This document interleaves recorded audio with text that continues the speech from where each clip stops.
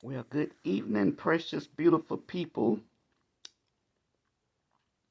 Old Granny is eating, drinking, and being merry.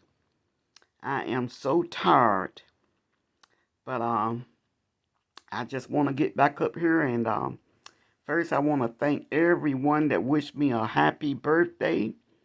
Each every year just get better and better, and I went out and I spent my birthday money because I needed a king pillow. I need queens and I need colors that go with my uh, comforter here. And I put the other one in the cleaners, and I just got this one out last week. But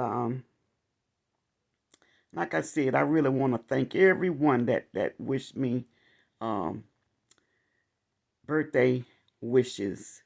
And if I missed any comments, I will go back later on this evening um and take a look and see if I miss. But if I ever miss any, it's just not intentional.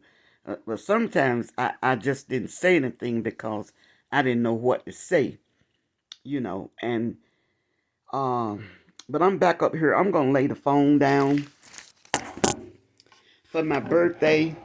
I um I decided I would change my room around, and instead of having a little party and stuff, I said I would take my coins and get a carpet cleaner. Take another bite of my sandwich because I am hungry. I haven't eaten since this morning.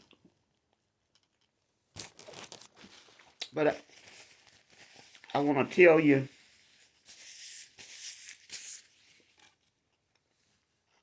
I want to share this story again. I have earlier, and excuse me how I'm talking. I can tell my sugar dropped. That's why I'm drinking this soda and eating this sandwich.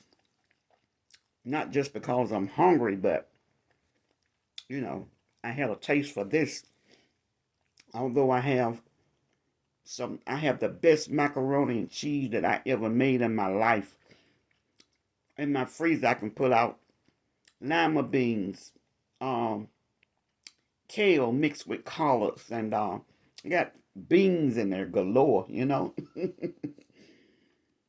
And I have quite a few shrimp. But I had a taste for this barbecue sandwich. I think it's been about a year, at least a year since I've had one. And I haven't drank a soda in about 3 days, so, you know, I'll be good. But I want to share this story. They filled it up. It's loaded with barbecue, and it is delicious. And please don't nobody come telling me about not eating pork. We shouldn't eat pork, and we shouldn't eat this and shouldn't drink that. I just read last week, maybe a week before last, for this precious lady. She didn't drink, she didn't smoke, she ate healthy, and she died from pancreatic cancer. One of my best friends didn't eat pork, and she got healthy, lost all that weight and everything. And she died from cancer, spread all over her body, you know. So I pray over my food and I eat with faith. And not only that, at the end of every year, I make appointments for the first of the year to have tests done. I have a $274 bill right now, one bill, for the person that think that, a lot of people just accept handouts. I don't get Medicaid. I don't get food stamps. And I haven't even tried to get in the food stamps. I did try to get Medicaid, but they say I have too much money.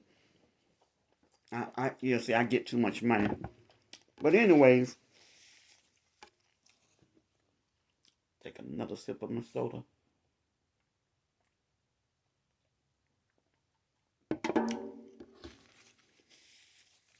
I'm gonna try to make this story quick. After my husband got sick, it took a few years for before all the money got gone. And I had to pay a lot of money for income taxes because one of his family members, they in prison now. They got to pay back, I think it's like $3 million they got to pay back. So they gave people dependents and stuff that they shouldn't have. And so after my husband got sick, I was responsible for the bills. And then after I had kept him for 25 months and I couldn't go any further, I had to put him in a nursing home. And so the social worker at the nursing home and at social services, they couldn't get it together.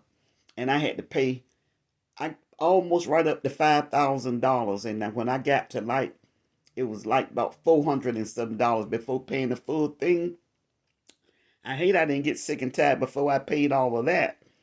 Uh, but I just said, look, I can't go no further. So they rolled it off. And so anyways, times got a little tough. And so after he passed, things really got tough for me. And I had a few issues and depression, from what I seen, how I seen him pass on, what I saw, because that's too lengthy right there. But anyway, let me tell you what I did. I didn't go and stand on the welfare line to those anyone that think that everybody is looking for a handout. I went to employment office and met these two wonderful ladies, and they put me into this program. They accepted me into this program for seniors, and $7 an hour. I went back to work making $7 an hour, and this was just 5 years ago. And matter of fact, it wasn't even 5 years ago, you know. And so I worked like 5 hours every day, 5 hours at the Red Cross. And I loved it because I was the receptionist, so I met people. And, the people loved me and I loved them because I am a people person. But anybody that pushed my back against the wall, I come out. I do. And so my first day there, well, before then, I had a friend that I met in Florida, the lady that showed me about buying and selling. Janice, you need to stop doing those clothes and at the flea market and get you some jewelry. And so she taught me some things. And I moved back home, moved back to my the city. No, I didn't move back to the city that I married in. I moved to the city that I'm in now. And years passed, and when I went back to Florida, I tried to find her. Nobody had heard from her. And I just said, Lord, help me because I want to know she's okay. That's my friend and I love her. And I tell you, she blessed me. She blessed me. And we met like when I was 49. That's when we met. I was 49 years old. And I had just let that last restaurant go. And I was just tired. But I don't want to get too personal because I am leaving some things out. And so I felt in my spirit to call the police department in her city. And a kind lady answered, and she said, well, ma'am, I can't give you her information, but I will reach out to her and give her yours, and see if she will contact you. And so the first day that I started at the Red Cross, and I got it down in one of these books. I got so many journals and books and stuff, and all of them not filled up. But anyways, so the first day that I started at the Red Cross, she called me. And a few days later, she was telling me that her husband had passed and that she was having that she had financial difficulties too, after a while. And she told me about how her bank told her about the hardest hit fund. Obama, God bless you. I love you. Not because we are the same. Well, he mixed, but everybody mixed with something, you know. But God bless this man right here because he started a fund called the Hardest Hit Fund. And she told me about that. And of course, it took me a few days. I had to, because I just, I didn't know. So I had to make sure it was legit. And it was. And I didn't do it on line. I went to a place that I was supposed to go to. And thank God I did. And I have papers I need to send the young lady that helped me a card. And in less than a month, I got $50,000 paid on my home because I had gotten to the place that I had to make a decision about, not paying this bill, like robbing Peter to pay Paul, and I could have lost my home. I never was late. I always paid my mortgage. Wherever I lived, I've always, and when my husband and I had our first home, he paid all the bills. Never was late. Never was late. But anyways, everybody is not looking for a handout. You have and see what I call it is you giving people a helping hand. All this, yep, there are some. Let me tell you something.